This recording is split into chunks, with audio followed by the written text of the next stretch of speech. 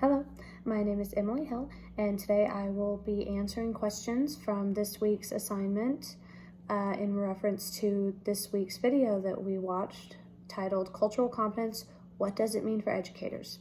The first question is, what does it mean to be a culturally competent educator, and include specific terms from your Topic 1 assignment, Social Justice Key Terminology. So for me, when I think of what it means to be culturally competent, it's that you are aware as the educator that there are different cultures in your classroom that your students will bring with them. There'll be a lot of diversity with your classroom. Every child is different. No one is the same. And rather than trying to group your students together, you need to see them as individuals as well. And for me, diversity and respecting their culture is the most important thing when it comes to the first step towards becoming a culturally competent educator. The second question is, where do you see yourself on the cultural competency continuum chart and why? For me, I place myself in the fourth category, which was to be the cultural pre-competency category. I identified with this category after reading the identifying key points of this term, because while I am aware of other cultures and I love to learn about new places, I love to meet new people from different places, it can be hard for me to act on what I've learned now. And I'm very grateful for this course because I know that when it comes to teaching someday, I will need to be able to make that change from being culturally pre-competent to being competent, because I will need to make my students feel welcome and comfortable, that they don't need to hide behind anything or anyone, that they don't have to be anything but who they are. I want my classroom to be a welcoming environment for them as well as their parents and their families.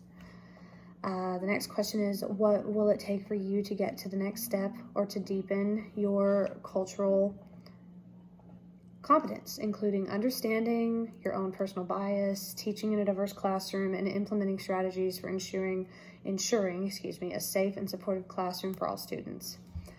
For me, I think the best way for me to make that change, to be culturally competent, is to just make myself as comfortable as I can with the things that I may not be familiar with, things that might make me uncomfortable now. Because when you're in the classroom and you're teaching these kids, you want to make them feel comfortable and welcome. And you can't do that if you yourself are not fully comfortable and capable in your abilities as an educator to make these kids feel that, it doesn't matter that I believe differently than this kid, or I come from a different place than this person does.